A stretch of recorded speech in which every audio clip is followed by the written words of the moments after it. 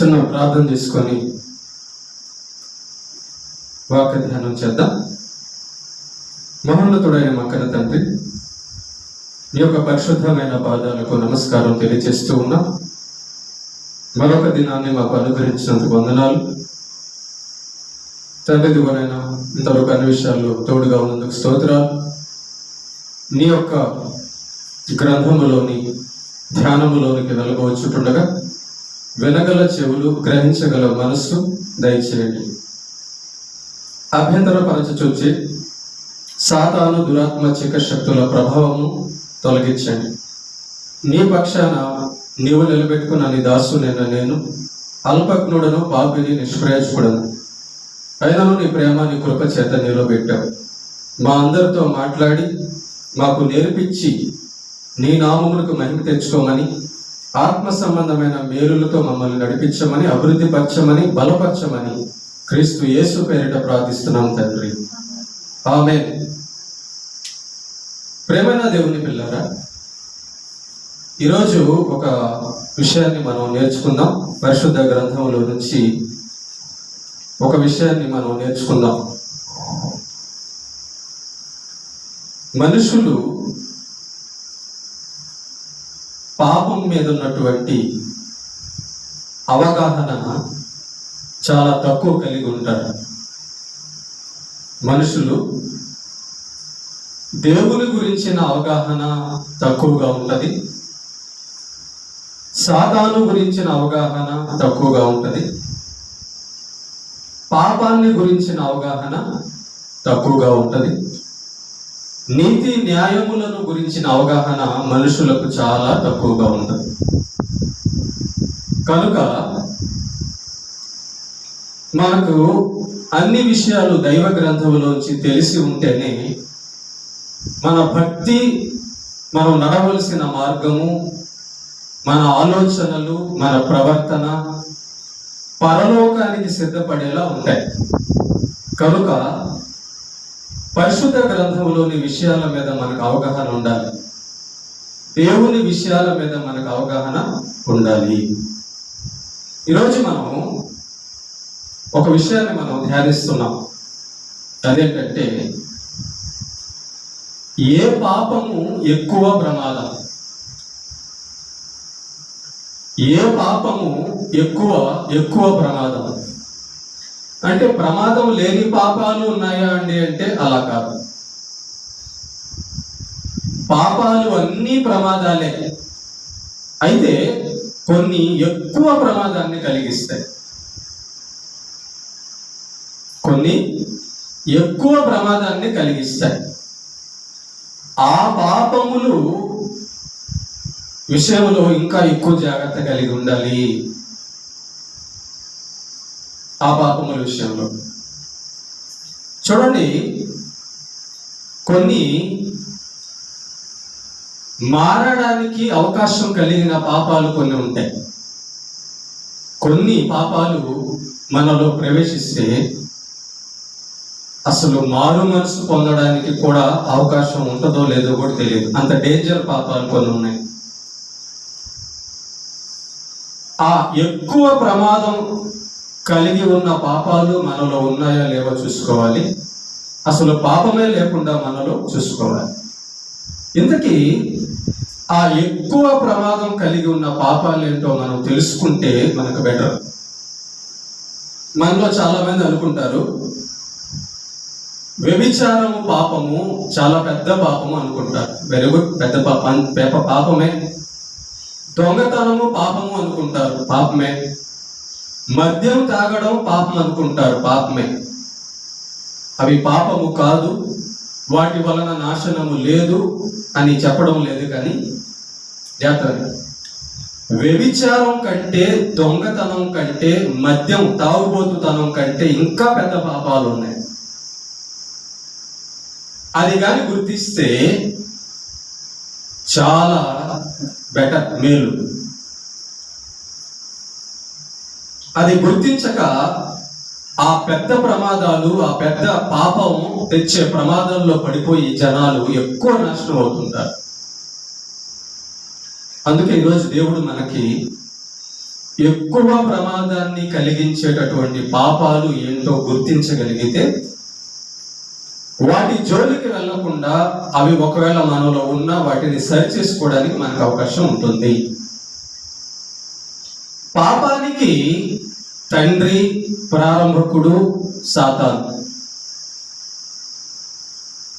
పాపమును పుట్టించిన వాడు, పాపమును మొదటగా చేసిన వాడు సాతాను.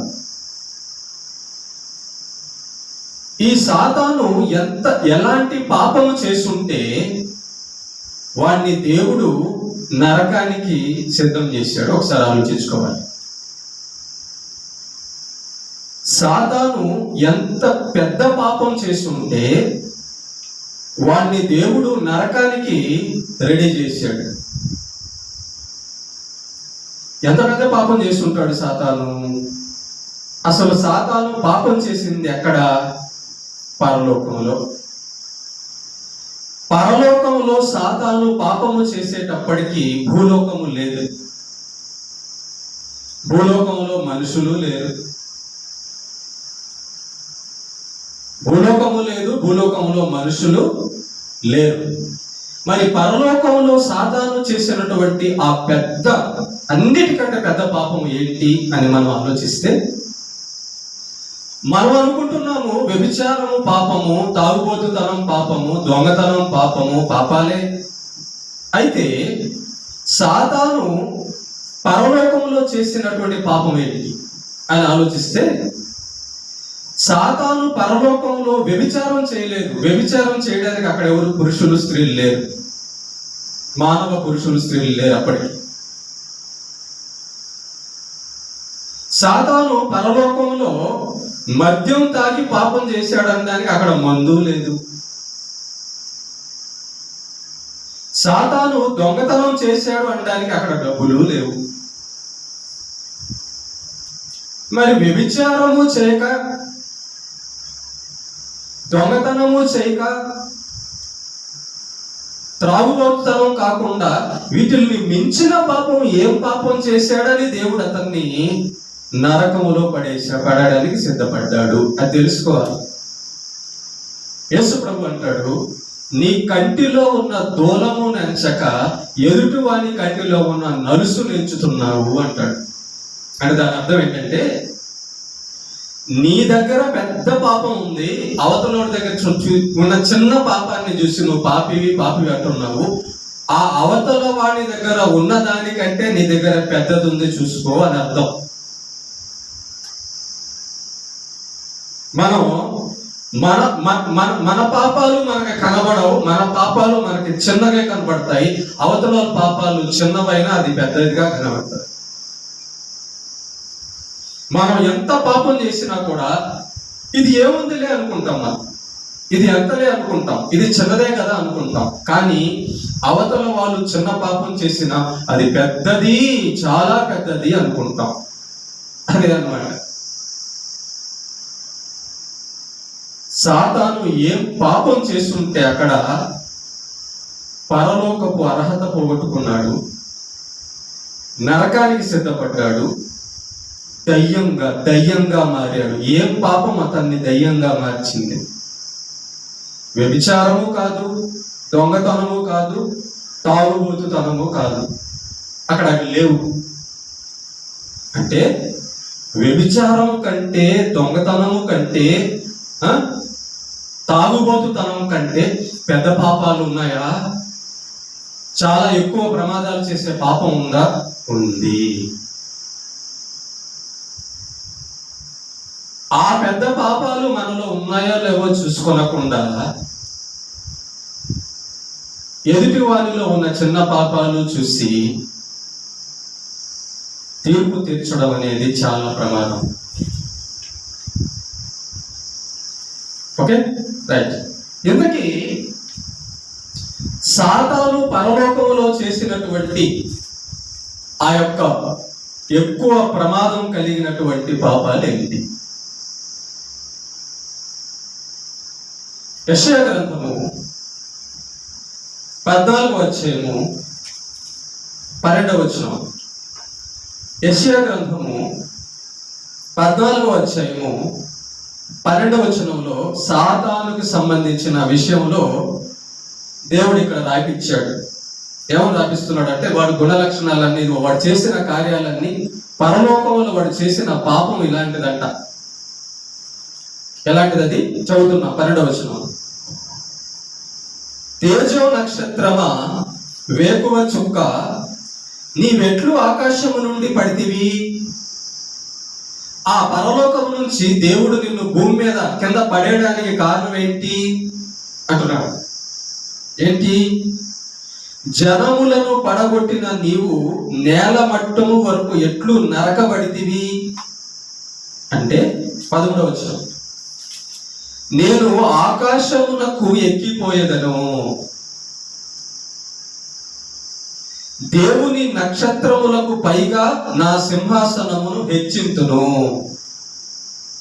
ఉత్తర దిక్కున ఉన్న సభా పర్వతం మీద కూర్చుందును, మేఘ మండలము మీదకి ఎక్కుదును, మహోన్నతునితో నన్ను సమానునిగా చేసుకుందును అని నీవు మనస్సులో అనుకుంటివి కదా, అందుకే నీవు పాతాళమునకు నరకములో ఒక మూలకు పడవేయబడితివి. ఏమంటే దీంట్లో వ్యభిచారం ఏమైనా ఉందా? దొంగతనం ఏమైనా ఉందా? తాగుబోతుతనం ఏమైనా ఉందా?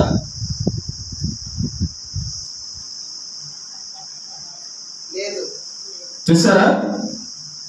కాబట్టి అంటే వ్యభిచారం కాకుండా, దొంగతనం కాకుండా, తాగుబోతుతనం కాకుండా ఉన్నటువంటి ఈ పాపము, ఈ సాతాను చేసిన పాపం ఇంకా పెద్ద పాపం అంట. ఏం పాపం అంటే అది,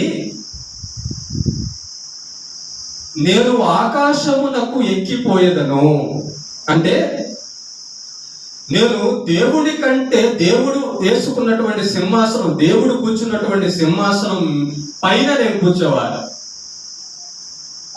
దేవుడు కూర్చున్నటువంటి సింహాసనానికి పైన నా సింహాసనం ఉండాలి. ఏమా? దేవుని నక్షత్రములకు పైగా నా సింహాసనం హెచ్చింతును, నేనే దేవుడి కంటే ఎక్కువ, నేనే దేవుడి కంటే ఎక్కువ అనుకున్నాడంట. నేను దేవుని పైన, దేవుడు కూర్చున్న సింహాసనం పైన కూర్చోవాలి నేను అనుకున్నాడట. ఉత్తర దిక్కున ఉన్న సభా పర్వతం మీద కూర్చుందును. దేవుడు తీర్పు తీరుస్తుంటాడే, ఆయన తీర్పు తీర్చే విధంగా నేను కూడా వెళ్ళి తీర్పు తీర్చాలి. నేను కూడా కూర్చోవాలి ఆ సింహాసనం మీద. ఈ జనాలు మొత్తాన్ని, సృష్టి మొత్తాన్ని నేను కూడా నా కాళ్ళ కింద తెచ్చుకోవాలి అనుకున్నాడట. మేఘ మండలముల మీదకి ఎక్కుదును, ఆకాశం మీదకి మేఘ మండలం ఎక్కుతాను, పైకి వెళ్ళిపోతా, దేవుడి కంటే పైకి వెళ్ళిపోతా, దేవుడి కంటే ఎక్కువగా నేను ఉండాలి అనుకున్నాడట. మహోన్నతునితో నన్ను సమానునిగా చేసుకుందును. అదిగో దేవా, నువ్వు ఉన్నావు కదా, నీవు నేను ఒకటే, నేను నీకంటే తక్కువ కాదు, నేనే నీకంటే ఎక్కువ అని మనసులో అనుకున్నాడట. చూసారా?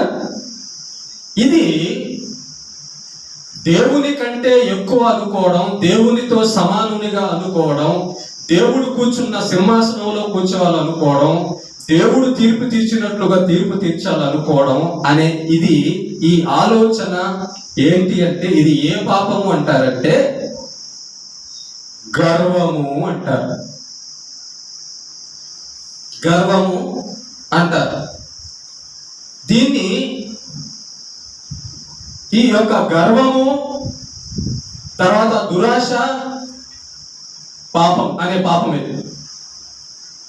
గర్వము, దురాశ సాతాను చేసిన పాపాలు. ఇప్పుడు మనం చదువుకున్నటువంటి యొక్క ఆలోచన, సాతాను యొక్క ఆలోచనలన్నీ కూడా వీటిని ఏ పాపాలు అంటారంటే, నెంబర్ 1 దురాశ, నెంబర్ 2 గర్వము, అహంకారం, నెంబర్ 3 మాట వినకపోవుట, నెంబర్ 4 మారు మనసు పొందకపోవుట, నెంబర్ 5 మూర్ఖత్వం. ఇవి సాతాను చేసినటువంటి పాపాలు పరలోకంలో. గర్వం, అహంకారం, నేనే దేవుని కంటే ఎక్కువ, నేనే గొప్పవాడిని, నేను తక్కువ అస్సలు కానే కాదు, నేను తక్కువని, దేవుడి కంటే తక్కువని కానే కాను. ఇది వ్యభిచారం. గర్వము, దురాశ, అహంకారము, మూర్ఖత్వము, మాట వినకపోవడం అనేది వ్యభిచారం కంటే, దొంగతనం కంటే, నరహత్య కంటే, మోసాల కంటే, అన్ని పాపాల కంటే ఎక్కువ పాపం అది.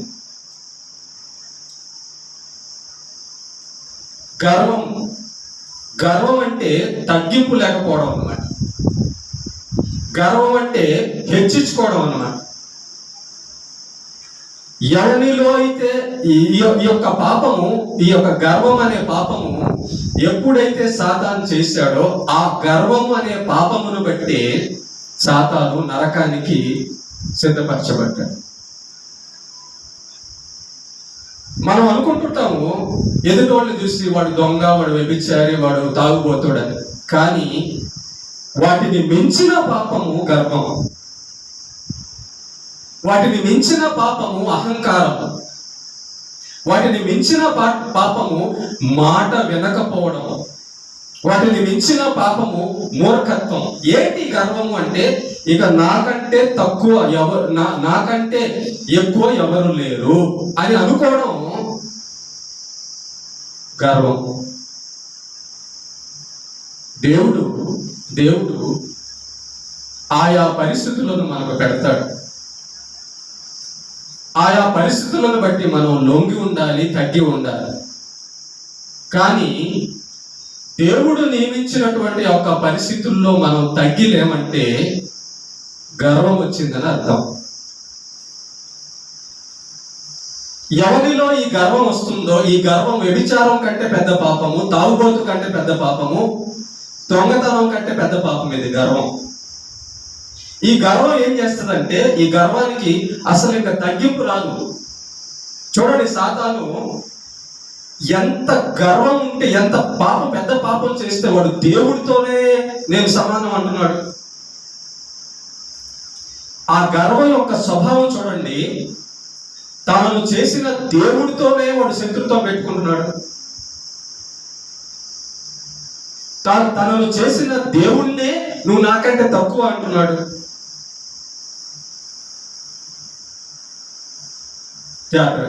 మరి వ్యభిచారము, దొంగతనము, తాగుబోతుతనం ఇవన్నీ చిన్న పాపాలేనా? పాపాలే, కానీ చిన్న పాపాలైనా వాటికంటే ఎలా అంటే చెప్తాను. ఇది ఎలా పెద్ద పాపము, అవి ఎలా చిన్న పాపాలు చెప్తాను. వ్యభిచారం చేసేవాళ్ళు ఒకవేళ శరీరం బలహీనం అయిపోయినప్పుడు వాళ్ళ వ్యభిచారం చేయలేక వాళ్ళు మారు మనసు పొందే అవకాశం ఉంది, లేదా ముందైనా మారు మనసు పొందే అవకాశం ఉంది. తాగుబోతులు ఒకప్పుడు కాకపోయినా ఒకప్పుడు మాట వింటారు, ఒరే ఇలా చేయబాకరా, అలా చేయరా అని అంటే సరేలేయ్యా, ఏదో నేను ఉండలేక లేక ఏదో చేయలేక తాగుతున్నానులే అంటారు. కానీ గర్వించారు. అంటే చూడండి, ఆ పాపాలు, వ్యభిచారము, తాగుబోతుతనము, దొంగతనం ఇవన్నీ కూడా వాళ్ళకి చెబితే వాళ్ళు అర్థం చేసుకొని, సరే నా పరిస్థితిని బట్టి నేను చేస్తున్నాను, మారిపోతాలే, వదిలేస్తాను అంటారు. తాగుబోతుల్ని చూడండి, వ్యభిచారులను చూడండి, దొంగల్ని చూడండి, వాళ్ళతో అంటే ఇది తప్పురా, ఈ పనులన్నీ తప్పురా అంటే వాళ్ళు ఏమంటారు, అవునయ్యా తప్పే, కానీ చేస్తున్నాను, మారడానికి, మార్చుకోవడానికి నేను చూస్తున్నాను అని తగ్గించుకుంటారు, మాట వింటారు. ఈ యొక్క దొంగతనంలో, వ్యభిచారము, తాగుబోతుతనం, లోకంలో ఉన్న పాపాలన్నీ కూడా మారడానికి అవకాశం ఉన్నటువంటి పాపాలు, మనస్సు మార్చుకోవడానికి అవకాశం ఉన్న పాపాలు. కానీ గర్వం ఉందే, గర్వము, మూర్ఖత్వం ఏంటంటే నేను వినను, వినకపోతే వాడు ఇంకేం మారుతాడు? వ్యభిచారన్నా వింటది, దొంగ అయినా వింటాడు, తాగుబోతుడైనా వింటాడు. ఒకప్పుడు కాకపోయినా ఒకప్పుడు వింటాడు. నిజమే, నేను తప్పు చేస్తున్నానని ఒప్పుకుంటాడు. గర్వము, గర్విష్టి ఒప్పుకోడు. మూర్ఖుడు ఒప్పుకోడు. మూర్ఖుడు అంటే నేను ఎవరి మాట వినను. ఇక వినకపోతే నువ్వేం మారుతావు? మూర్ఖులు, గర్వాంధులు వాళ్ళు 99% మారరు. అందుకే ఇది చాలా పెద్ద పాపం. వ్యభిచారం కంటే, దొంగతనం కంటే, తాగుబోతుతనం కంటే గర్వము, అహంకారము పెద్ద పాపం అని ఎందుకన్నానో, మూర్ఖత్వం అనేది ఈ గర్వము మూర్ఖత్వం ఎవరిలో ఉంటుందో వాళ్ళు అసలు మాట తీసుకోరు. దేవుడి మాట తీసుకుంటే కదా సాతాను మారడానికి. తగ్గింపు ఉంటే కదా సాతాను మారడానికి.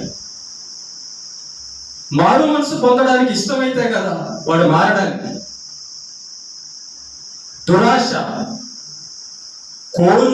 కొనకూడదు. దేవుడి సింహాసనాన్ని కోరుకోవచ్చా? వీడు కోరుకున్నాడు చూడండి. దేవుడితో నువ్వు నేను ఒకటే అని అనొచ్చా? వీడు అన్నాడు చూడండి. దేవుడు చెబితే వినాలి కదా, వీడు వినడం లేదు చూడండి. ఇప్పటికీ వాడు జనాలను మోసం చేస్తున్నాడు, జనాల్ని పాడు చేస్తున్నాడే తప్ప నేను తప్పు చేస్తున్నాను, నేను దేవుడి కంటే తక్కువ అని వాడిలో మారు మనసే రాలేదు. కారణము గర్వము, అహంకారము, గర్వము ఎవరిలో ఉంటుందో వాళ్ళు అంత సులువుగా మారరు. ఎందుకు మారరు? మాట వినరు. మూర్ఖత్వం ఉన్నదన్నమాట, మూర్ఖత్వం.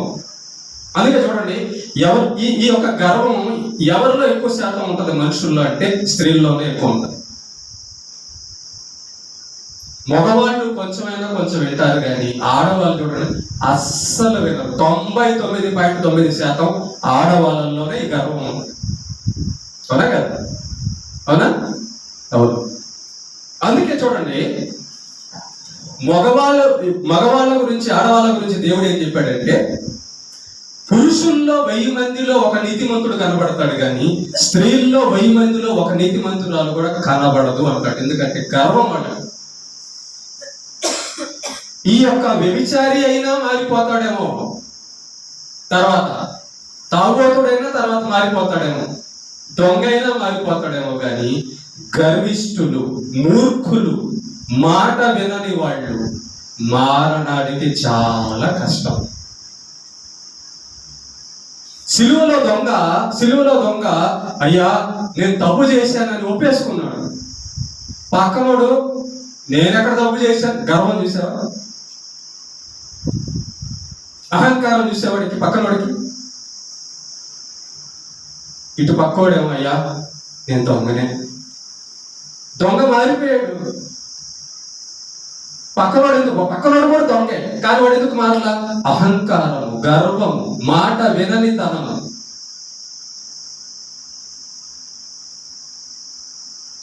ఒక దైవ సేవకుడు నీకు చెబుతుంటే నువ్వు మాట వినడం లేదంటే అది గర్వము.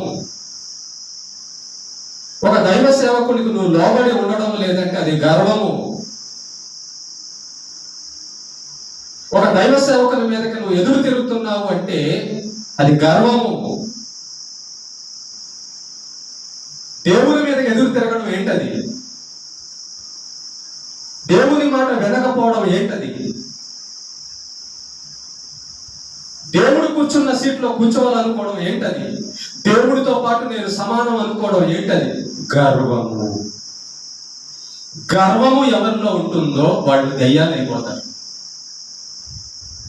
ఈ గర్వం ఎవరిలో ఉంటుందో వాళ్ళు అంత తేలిగ్గా మారడం అనేది చాలా చాలా చాలా చాలా చాలా చాలా చాలా తక్కువ. ఒక ఉదాహరణ చూపిస్తాను బైబిల్లో నుంచి మీకు. బైబిల్లో నుంచి లూకా సువార్త, మత్తయి సువార్త ఒక వచనం చదువుకొని ఉదాహరణ చూపిస్తాను. మత్తయి సువార్త 21వ అధ్యాయము, మత్తయి సువార్త 21వ అధ్యాయము 31. యేసు ప్రభు అన్న మాటే, స్వయంగా యేసు ప్రభు అంటున్నాడు. 21వ అధ్యాయము 31వ వచనం నుంచి 31 చదవమా, తీసారా? నేను చదువుతున్నా చూడండి. 31, 32 వచనాలు.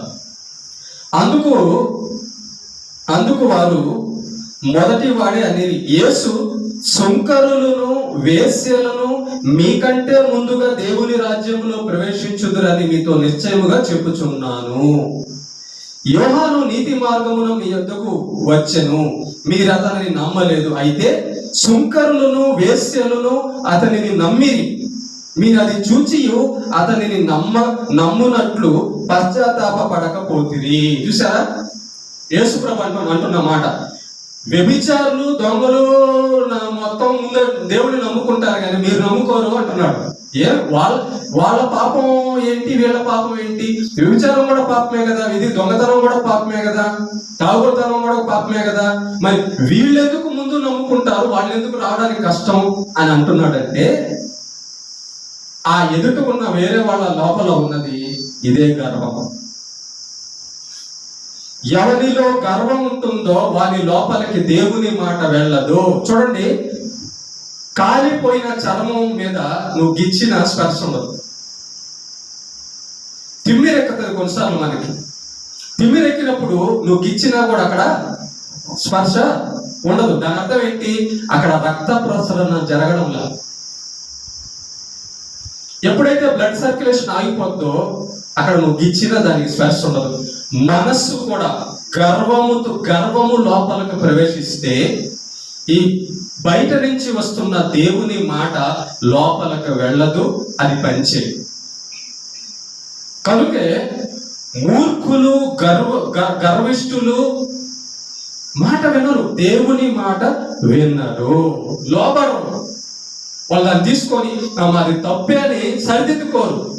మాట వింటే కదా సరిదిద్దుకోవడానికి. యేసు ప్రభు కూడా స్వయంగా చెప్తున్నాడు, వేశ్యలు సుంకర్లు మీకంటే ముందుగా పోతారు పరలోకానికి, వాళ్ళు మారుతారు కానీ మీరు మారు అంటున్నాడు. అంటే వేశ్యల కంటే సుంకర్ల కంటే భయంకరమైన పాపులు అనమాట వీళ్ళు. ఏం పాపులు? గర్విష్ఠులు. దానికి ఉదాహరణ యేసు ప్రభు ఎక్కువ దగ్గర చెప్తాడు. చూడండి, యోహాను సువార్త 8వ అధ్యాయం. యోహాను సువార్త 8వ అధ్యాయంలో మీకు మనందరికీ తెలిసిన విషయమే. ఒకటి చూడండి, గమనిస్తే మనకు అర్థమైపోదు. యోహాను సువార్త 8వ అధ్యాయంలో 3వ వచనం నుంచి వ్యభిచారం చేస్తున్నటువంటి ఒక స్త్రీని పట్టుకొని యేసు ప్రభు దగ్గర తీసుకొస్తారు. ఇది మీరు వినున్నారు కదా, వినున్నారా? జాగ్రత్త. వ్యభిచారం చేస్తున్న ఒక స్త్రీని యేసు ప్రభు దగ్గరికి తీసుకొస్తారు. తీసుకొచ్చి ఆయన ఎదుట నిలబడి యేసు ప్రభుతో అంటున్నారు. ఏమని అంటున్నారు? చూడండి 3వ వచనం నుంచి. శాస్త్రులను పరిశీలను వ్యభిచారమందు పట్టబడిన ఒక స్త్రీని తోడుకొని వచ్చి ఆమెను మధ్య నిలబెట్టి, బోధకుడా, ఈ స్త్రీ వ్యభిచారము చేయుచుండగా పట్టబడేను.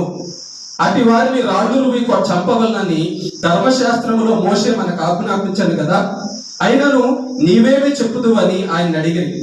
ఆయన మీద నేరము మోపవలనని ఆయనను శోధించుచు ఇలాగున అడిగిరి. ఏమంటే ధర్మశాస్త్రంలో వ్యభిచారం ఒకటే చేయొద్దని చెప్తుందా? అబద్ధాలు, మోసాలు, నేరాలు మోపొద్దు, నిందలు మోపొద్దు అని కూడా చెప్తుందా? చెప్తుంది. మరి అవి ఎందుకు వాళ్ళ దగ్గర పాపం ఉంచుకొని ఈవెన్ తీసుకొచ్చారేంది? వ్యభిచారం చేస్తుందని. వాళ్ళలో పాపాలు లేవా? ఏమంటున్నారా?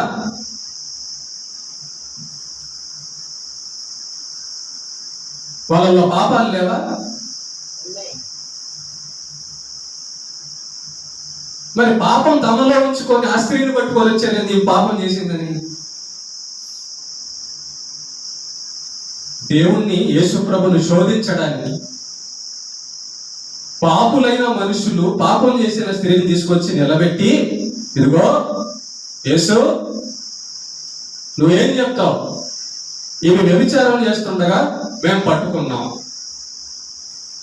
అప్పుడు యేసు ప్రభు ఒకవేళ మనలాంటి వాడు అయి ఉంటే, ఏంటమ్మా వ్యభిచారం చేస్తున్నావు, తప్పు కదా అని ఉండేవాడు. ఆయన నీతిమంతుడు, న్యాయవంతుడు, పరిశుద్ధుడు, తండ్రి, రక్షకుడు కనుక ఆ వ్యభిచారం చేస్తున్నటువంటి ఆ స్త్రీ యొక్క మనస్సు లోపల చూశాడు. ఆ స్త్రీ పరిస్థితుల వలనో ఏ విధంగానో తెలుసో తెలియకో వ్యభిచారం చేస్తూ ఉంది. అయితే ఆమెలో తగ్గింపు ఉంది. నేను చెయ్యలేదు అని గర్వించలా, కప్పిపుచ్చుకోవాలా, కాముగా నిల్చుంది, తలదించుకొని నిల్చుంది, ఒప్పుకొని నిల్చుంది. ఆ మనసును చూశాడు యేసు ప్రభు. ఆ మనసు లోపల తాను పాపం చేశానని పశ్చాత్తాపడుతుంది. అయితే మరి తీసుకొచ్చిన వాళ్ళంతా పాపులు కారా? పాపులే. అడిగాడు చూడండి యేసు ప్రభు. అక్కడ ఏమంటున్నాడు యేసు ప్రభు? అప్పుడు అడిగాడు, ఆయన మీద నేరం మోపవల్లని ఆయన శోధించుచు ఇలాగూ అడిగిరి. అయితే యేసు వంగి నేల మీద వేలితో ఏమో వ్రాయిచుండెను. వారాయనను పట్టు వదలక అడుగుచుండగా ఆయన తల ఎత్తి చూచి, మీలో పాపము లేనివాడు మొట్టమొదట ఆమె మీద రాయి వేయవచ్చునని వారితో చెప్పి మరల వంగి నేల మీద వ్రాయిచుండెను. వారు ఆ మాట విని పెద్దవారు మొదలుకొని చిన్నవారి వరకు ఒకరి వెంట ఒకడు బయటకు వెళ్ళిరి.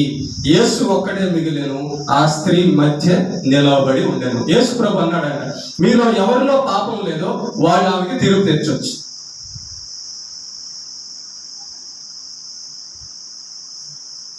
మీలో ఎవరిలో పాపం లేదో వాళ్ళు ఆమెని రాళ్ళతో కొట్టొచ్చు అన్నాడు. ఇంకేముంది? ఒకళ్ళ వెంట ఒకళ్ళు అందరూ జారుకున్నారు. కానీ ఇక్కడ ఒక విషయం గమనించాలి. యేసు ప్రభు అన్నాడు, మీలో పాపం లేనివాడు రాయి వేయొచ్చు అని అన్నప్పుడు, సరే మాలో పాపం ఉందని చెప్పి వెళ్ళిపోయారు కదా, మరి మేము పాపులం అని చెప్పి యేసు ప్రభు దగ్గర ఎందుకు ఒప్పుకోలేదు వీళ్ళు? గర్వం, అహంకారము, మూర్ఖత్వము, గర్వం ఉన్నవాళ్ళు తమను తాము తగ్గించుకోరు. గర్వం ఉన్నవాళ్ళు మాట వినరు. గర్వం ఉన్నవాళ్ళు లోబడరు. గర్వం ఉన్నవాళ్ళు దేవుడు చెప్పినట్లుగా బతకడానికి ఇష్టపడరు. పాపులమని తెలుసుకున్నారు కానీ యేసు ప్రభు దగ్గర నిలబడాలి. చూడాలంటే తమలో పాపం ఉందని తెలుసుకున్నారు కానీ యేసు ప్రభు దగ్గర ఒప్పుకోలా. ఎందుకు ఒప్పుకోలేదు? వెళ్ళిపోయారు. ఎందుకని? ఈ స్త్రీ ఒక్కటే నిలబడింది. ఎందుకంటే వ్యభిచారం చేసే స్త్రీ అయినా లోపల మారడానికి ఇష్టం. వ్యభిచారం చేసే పాపి అయినా లోపల యేసు ప్రభుని దేవుని అంగీకరించి నా బ్రతుకు మార్చుకుంటానయ్యా అని ఒప్పుకునే స్థితి కలిగి ఉంది. గర్వం లేదా? వీళ్ళల్లో గర్వం ఉంది కాబట్టి పాపాన్ని కడుక్కోక అలాగే తమలో పెట్టుకొని వెళ్ళిపోయారు. పాపం ఉంచుకొని ఇంకొక స్త్రీని తీసుకొచ్చారు పాపి అని నింద మోపడానికి. గర్విష్ఠులంతా ఎదుటి వాడిని పాపులు అంటారు. తమ పాపాలు ఉంచుకొని ఎదుటోడి మీద సాతాను పని అంతా అది. వాడి పేరు ఇంకో పేరు నేరము మోపువాడు. గర్విష్ఠులకు అబద్ధాలు కూడా చెప్తారు. గర్విష్ఠులు గుర్తుపెట్టుకోండి. అబద్ధం ఎవరైతే చెప్తున్నారో వాళ్ళ లోపల గర్వం ఉంది, సాతాను ఉన్నాడని కూడా అర్థం. ఎవరిలో గర్వం ఉందో వాళ్ళలో సాతాను ఉన్నాడని అర్థం. ఎవరిలో గర్వం ఉందో మీరు చూడండి, గర్వం ఉన్నవాడు అసలు మాట వినడు. మీరు గమనిస్తే ఇట్టే కనిపెట్టేవచ్చు. ఎవరినైనా గర్వం ఉంది అనడానికి వాళ్ళకి తెలియదు. మళ్ళా నాలో గర్వం ఉందని వాళ్ళకి తెలియదు. తెలిస్తే ఒకవేళ నాలో గర్వం ఉంది, ఇది తప్పు, ఇది డేంజర్, ఇది మార్చుకోవాలని తెలిస్తే వాళ్ళు అట్లా చేయరు. ఎందుకు తెలియదంటే వాళ్ళకి చెప్తానండి, నేను ఎలాంటి దానో తెలుసా, నేను ఎలాంటి వాడో తెలుసా అని అంటారు. అంటున్నాడు కానీ దాన్ని మార్చుకోవడానికి ఇష్టం లేదు. నువ్వు ఎలాంటి వాడివి? దేవుడు కంటే గొప్ప, నీతిమంతుడువా, పరిశుద్ధుడువా, పౌలు లాంటివాడా, మరియమ్మ లాంటి దానివా?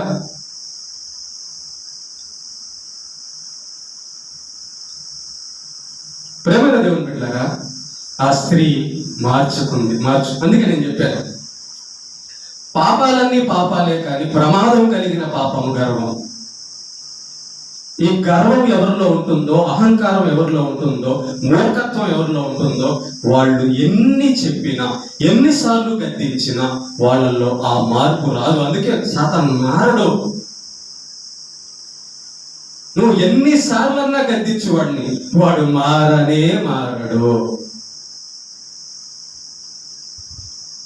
ఇక్కడ ప్రార్థన చేస్తాం, రే సాతాను వెళ్ళిపోమని. వెళ్ళిపోయి ఇంకెవరిలో రాకుండా ఉంటాడా? ఇంకోటి దగ్గరికి వెళ్తాడు. అక్కడ ప్రార్థన చేస్తాం, అక్కడ పంపిస్తే ఇంకా రాకుండా ఉంటాడా? ఇంకో దగ్గరికి వెళ్తాడు. మార్పు అనేది లేకుండా ఉండే ఎక్కువ ప్రమాదమైన పాపము గర్వం. దేవుని మాటకి దైవ సేవకుల మాటకి ఎదురు చెప్పే ప్రతి వారిలో ఉండే పాపమే గర్వం. కనుక ఎదుటోడికి దేవుడి మాట చెప్పావంటే వాడు ఎందుకు ఎండడం లేదు తెలుసా? వాళ్ళు గర్వం ఉంది. గర్వం అంటే ఏంటో తెలుసా? నాకు తెలుసులే, నాకేం కాదులే, తర్వాత సంగతి తర్వాత చూద్దాంలే, ఏమైంది, ఇదే గర్వం. గర్వము చేత దేవుని మాట వినలేరు. దేవుని మాట వింటే మార్పు వచ్చేస్తుంది. ఈ స్త్రీ యేసు ప్రభు మాట వినింది. యేసు ప్రభు ఏమన్నాడు తెలుసా స్త్రీతో? చూడు 11వ వచనంలో యేసు తల ఎత్తి చూచి, అమ్మా వారెక్కడ ఉన్నారు, ఎవరును నీకు శిక్ష విధింపలేదా అని అడిగినప్పుడు ఆమె లేదు ప్రభువా అనేను. అందుకు యేసు, నేనును నీకు శిక్ష విధింపను, నీవు వెళ్ళి ఇక పాపము చేయకుమని ఆమెతో చెప్పాను. చూసారా? అమ్మా ఇంకా పాపం చేయొద్దమ్మా అని చెప్పంగానే సరే ప్రభువా అని ఒప్పుకొని దిద్దుకొని వెళ్ళిపోయాడు. మరి మిగతా వాళ్ళు దిద్దుకోవడానికి ఇష్టం లేకుండా వెళ్ళిపోయారు. ఈమె దిద్దుకోవడానికి ఇష్టపడి దిద్దుకొని పరిశుద్ధురాలైంది. వీళ్ళిద్దరిలో ఎవరిది పాపం చెప్పండి ఎక్కువ? వాళ్ళదే. వాళ్ళు పాపులే, ఈమె పాపే. కానీ ఈమె మార్పు పొందడానికి సిద్ధపడి ఉంది. వాళ్ళు పాపులే, కానీ వాళ్ళల్లో ఉన్న పాపము గర్వము, అహంకారము, మూర్ఖత్వము కనుక వారు మారలేదు.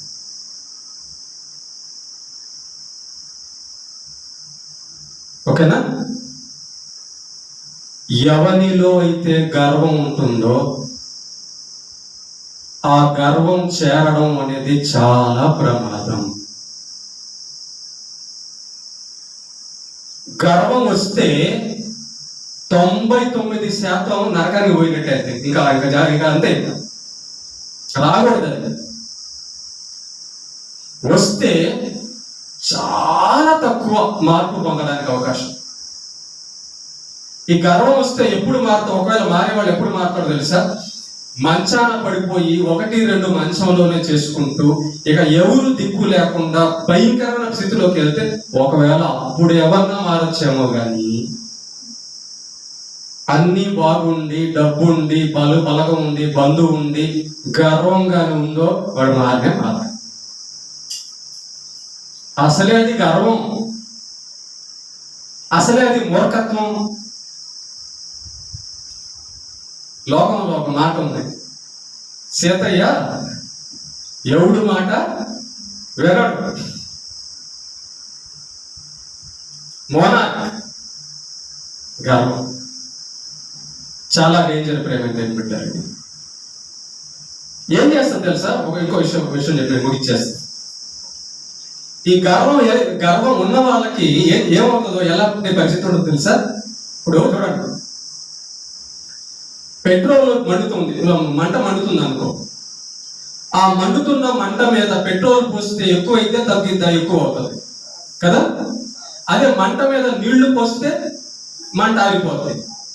గర్వం ఉన్న వాళ్ళలో ఎలా ఉంటదంటే, మారడానికి ఇష్టం లేని వాళ్ళల్లో ఈ నీళ్లు పోసినా మండేటట్టు ఉంటుంది అనమాట. పెట్రోల్ పోసినట్టే. నువ్వు మంచి గర్వం ఉన్న వాళ్ళకి మంచి మాట చెబితే పెట్రోల్ పోసినట్టే. అలా ఉంటది అనమాట. అందుకే చూడండి, గర్విష్ఠులు దేవుని మాట చెప్పేటప్పుడు, మంచి మాట చెప్పేటప్పుడు అహంకారంతో ఊగిపోతుంటారు. యేసు ప్రభు గురించి సువార్త చేయడానికి వెళ్తే ఒక్కొక్కరు కొట్టడానికి వస్తారు. ఎందుకని? గర్వం. మాకు తెలీదా? మాకు తెలుసు. నువ్వేంటి మాకు చెప్పేది? దేవుడి గురించి చెప్తున్నామమ్మా, దేవుడి గురించి చెప్తున్నావు, మాకు తెలీదా అంటారు. గర్వం లోపలికి వెళ్ళనే వెళ్ళదు. మనం చెప్పేటప్పుడు కూడా వాళ్ళ ముఖ కవలికలు గమనిస్తే, గర్వం ఉన్న ముఖ కవలికలు గమనిస్తే ఎట్టెట్టో రకరకాలుగా వాళ్ళ ముఖాలు అయిపోతుంది. ఎందుకు? ఈ మంచి మాటలు వాళ్ళ లోపలికి వెళ్తే పని చేస్తే కదా, పని చేయవు. గర్విష్ఠుల లోపల గర్వం ఉంటది కాబట్టి ఈ మాటలు వాళ్ళకి వినపడంగానే ఇంకా ఊళ్ళు బీపితో రేగిపోతుంటారు. దిద్దుకోవాల్సింది పోయి ఇంకా రేగిపోతుంటారు. కారణము గర్వము. ఇది ఉండకూడదు ప్రేమ దేవుడి. వ్యభిచారంగా మారిపోద్దేమో, దొంగైనా మారిపోతాడేమో, తాగుబోతుడైనా మారిపోతాడేమో. నిజమే, మా నాన్నగారు తాగేవాడు, చివరిలో మారిపోయాడు. చనిపోయే ముందు ఒక 2 సంవత్సరాలు ఉందనగా దేవుణ్ణి నమ్ముకొని మంచి జీవితం జీవించి మానేశాడు. చూసారా, మా నాన్న కంటే పెద్దోళ్ళు, మా నాన్న కంటే చిన్నోళ్ళు, గర్విష్ఠులు మారలా, నరకానికి పోయారు. ఇప్పటికీ మారలా. ఇంకా మా నాన్నతో పాటు ఉన్నోళ్ళు మారలా. ఇంకా కారణము గర్వం. మా నాన్నకు ఆ గర్వం లేదు. పొద్దున్నే లెగిసేవాడు, తాగేటప్పుడు కూడా పొద్దున్నే లెగిసి స్నానం చేసి దండం పెట్టుకొని అప్పుడు డ్యూటీకి వెళ్ళేవాడు. లోకంలో ఉన్నా చెప్పగా దేవుడి మాటలు విన్నాడు, మారిపోయాడు. తాగుపోతే గర్వం లేదు కదా, మారిపోయాడు. మారడానికి అవకాశం ఉన్న పాపాలని లేవు. అలాగే అది చేయమని నేను చెప్పడం లేదు, సమర్థించడం లేదు.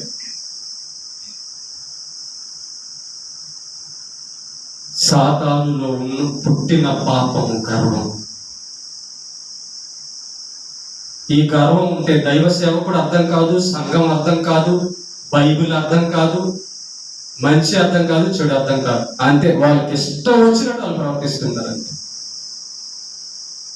ఇది మంచి కోసం చెప్పాడని కూడా తీసుకోవడానికి గర్వం లోపల ఉంటది కదా. ఎలా తీసుకుంటారు? అమ్మ తగ్గించుకోమంటే ఎందుకు తగ్గించుకుంటారు? నేను ఎందుకు తగ్గించుకోవాలి? లోపల గర్వం ఉంది కదా, అది తగ్గించుకోరు. సాతాను తగ్గించుకుంటాడా? తగ్గించుకోడు. ఎందుకు తగ్గించుకోవాలి అంటాడు సాతానే. ఇంకా వాడిలో అబద్ధికుడు అని వాడికి పేరు. అబద్ధం చెప్పేవాడు ఎవడు కూడా త్వరగా మారడని గుర్తుపెట్టుకోడు. అబద్ధం కూడా త్వరగా మారలేదు. అబద్ధం చెప్పేవాళ్ళు కూడా చాలా డేంజర్. తప్పు చేసి యథార్థంగా ఒప్పుకునే వాళ్ళు పర్లేదు, కానీ అబద్ధం చెప్తుంటారు, చాలా డేంజర్. ఇలాంటి గర్వము, అహంకారము, దురాశ, మాట వినకపోవుట, మూర్ఖత్వం, ఇవన్నీ కూడా చాలా ప్రమాదాలు బయట ఉన్న పాపాలన్నిటికంటే. ఒకవేళ నువ్వు వ్యభిచారం చేయకుండా ఉండొచ్చు, నీలో గర్వం ఉందేమో.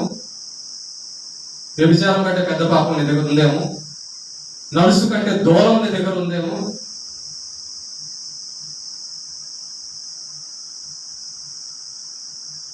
ఆలోచించుకో ఒకసారి.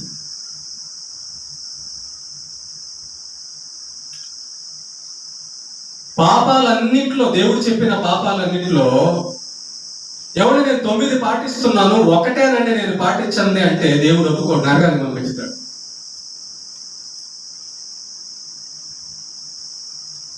నేను ఒకటే కదా తప్పుతుంది అనుకుంటే దేవుడు ఒప్పుకోడు.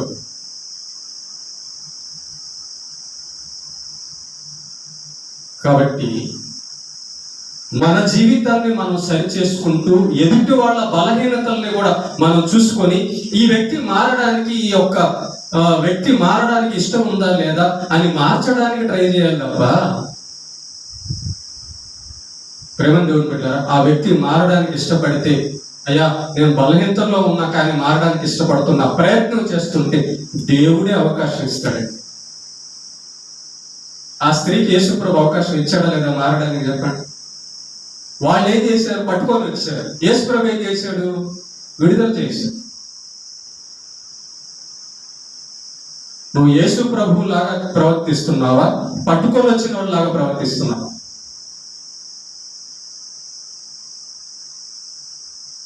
ఆ స్త్రీకి వ్యభిచారైనా మారడానికి ఇష్టం ఉంది. ఇంకో స్త్రీ కూడా ఉంది, తన యొక్క వెంట్రుకలతో యేసు ప్రభు యొక్క పాదాలు తుడిచి కన్నీళ్లతో కడిగి మారడానికి వచ్చింది.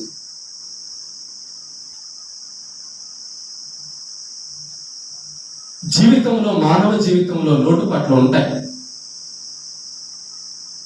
అంత మాత్రము చేత మారడానికి ఇష్టపడే వాళ్ళని ఎప్పుడు కూడా మనం ద్వేషించకూడదు. తగ్గించుకోవడానికి ఇష్టపడే వాళ్ళని ఎప్పుడు కూడా ద్వేషించకూడదు. అయ్యా నేను బలహీనతలో ఉన్నా, నేను ట్రై చేస్తున్నా మారడానికి అనుకునే వాళ్ళని వదులుకోకూడదు. ఎవరిని వదులుకోవాలంటే ఎవరు మారాలంటే గర్విష్ఠులే. 100 సార్లు చెప్పిన వాడు మారడు చూడు, ఆ గర్విష్ఠులు రారు, అసలు మందిరాలు కూడా సక్రంగా రారు. ఇక్కడ ఏం జరుగుతుంది? ఇక్కడ ఏం జరుగుతుంది? దేవుని మాటలు వినబడుతుంది, అవునా? దేవుని ఆరాధన జరుగుతుంది, అవునా? పక్కనే ఉండి దేవుని మాట వినబడేటప్పుడు పక్కనే ఉండి కూడా నువ్వు పక్కనే ఉండి కూడా రాలేకపోతున్నావు అంటే దాన్ని ఏమంటారు?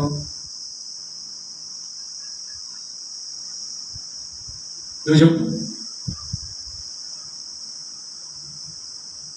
దేవుడు మాట వినబడుతుంటే పక్కనే ఉండి కూడా ఇళ్ళ చర్చి పక్కనే ఇల్లులు పెట్టుకొని చర్చి పక్కనే ఉంటూ దేవుని మాటలు వినబడే దగ్గరికి నువ్వు రావడం లేదంటే దాన్ని ఏమంటారు? తగ్గింపా?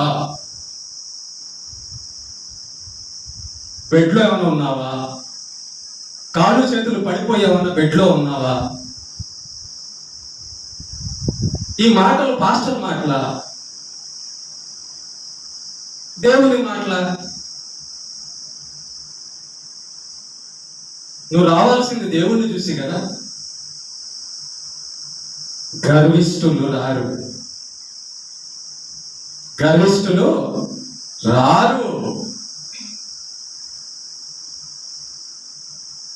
ప్రేమ దేవుని బిడ్డ సంగమా, సాతానులో ఉన్నటువంటి ఈ పాపము మనలో చేరకుండా చూసుకోవాలి. మనలో ఈ గర్వం ప్రవేశించిందా వాడి వాడు మాట వినడు, తగ్గింపు రాదు, వాడు రాడు. అయినా ఒక మాట చెప్తా, ఏమి చూసుకొని గర్వం అండి? ఏం చూసుకొని గర్వించాలి? దేవుడు ఊపిరిస్తుంటే బతుకుతున్నాం, దేవుడు ఆరోగ్యం ఇస్తుంటే నడుస్తున్నాం, దేవుడు అన్ని ఇస్తేనే కదా మనం చేస్తున్నాం. ఇంక మనంతటా మనకి ఇది నాది అనుకోవడానికి ఏముంది ఈ లోకంలో? ఇది నాదే అనుకోవడానికి ఏముంది ఇక్కడ? నువ్వు కోట్లు సంపాదించినా వెళ్ళిపోతావు, ఎంత అందగత్తివైనా వెళ్ళిపోతావు, ఎంత ఉద్యోగం ఉన్నా వెళ్ళిపోతావు, ఎంత తెలివితేటలు ఉన్నా ఏమున్నా వెళ్ళిపోతావు. ఎందుకు దానికి గర్వం? ఎందుకు చెప్పండి? మనం యేసు ప్రభు అన్నాడు, తనను తాను తగ్గించుకున్నవాడు దేవుడే పరలోకపు మహిమలు వీడి పశువుల పాకలోకి వచ్చాడండి. మనుషులు, పరిశుద్ధుడైన దేవుడే నిందలు పడ్డాడు, పరిశుద్ధుడైన దేవుడే పశువుల పాకలోకి వచ్చాడు. బట్టలు లేకుండా కొట్టారు యేసు ప్రభు. వ్యభిచారి అన్నారు, తాగుబోతు అన్నారు, పాపుల స్నేహితుడు అన్నారు యేసు ప్రభుని, పిచ్చోడు అన్నారు యేసు ప్రభు. ఆయన ఏమైనా గర్వించాడా? దేవుడై ఉండి పాపులమైన మనకెందుకు గర్వం?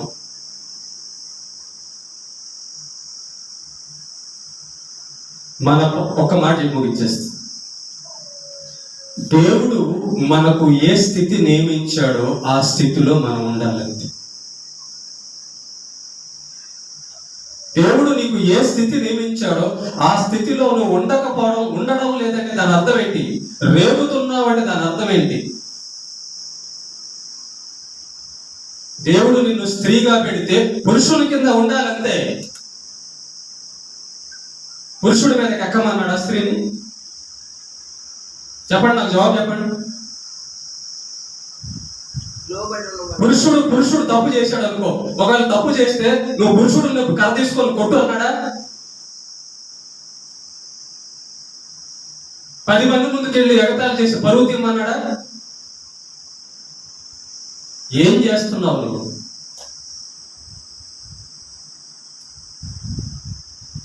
నీ తలనే నువ్వు బయట తీసుకెళ్ళి పరువు తీస్తావు.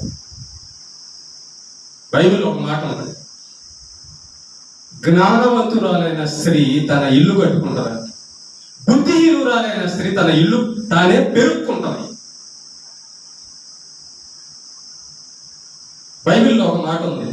సామెతలు 13:10లో గర్వము వలన జగడము పుట్టును.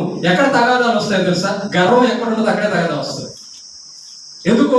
నేనెంతో తెలుసా, నేను ఎలాంటి వాడినో తెలుసా, నేను ఎలాంటి దాన్నో తెలుసా, అదే గొడవ కారణం. నువ్వు తక్కువ, నేను ఎక్కువ, నువ్వు చెడ్డోడివి, నేను మంచిదాన్ని, ఇదే గొడవ. బైబిల్ అంతా నిజమో చూడండి. గర్వము వలన జగడమే పుట్టును. సామెతలు 16:18 నాశనమునకు ముందు గర్వము నడుచును, పడిపోవుటకు ముందు అహంకారమైన మనస్సు. పడిపోవడం అంటే ఏంటో తెలుసా?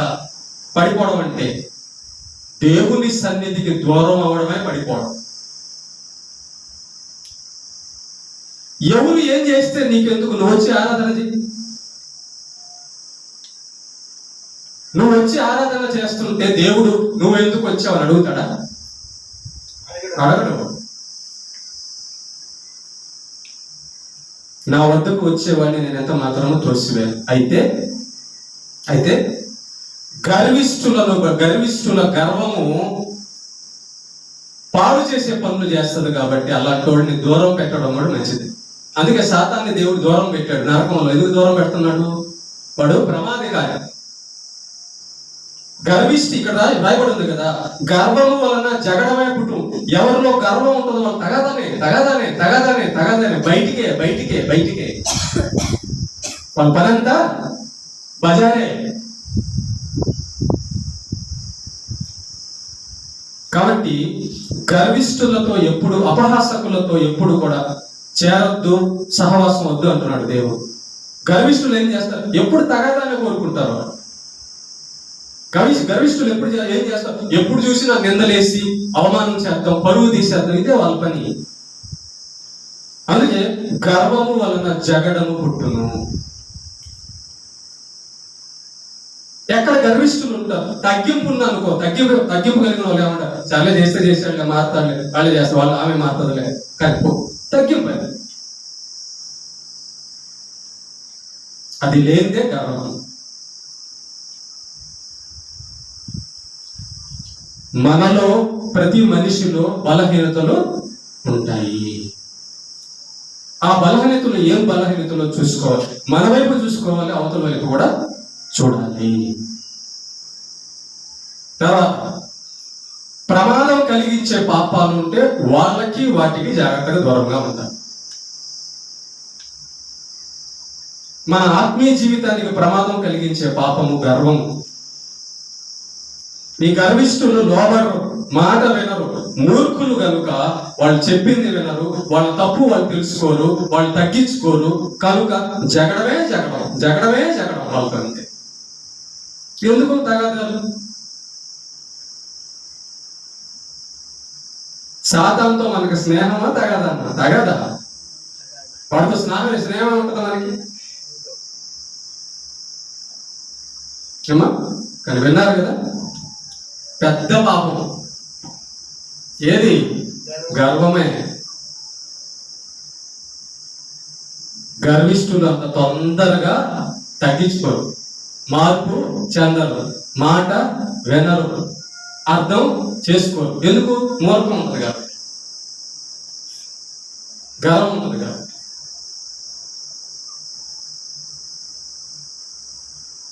ఓకే, అర్థమైందా పాఠం? దేవునికి మహిమ కలుగుతుంది.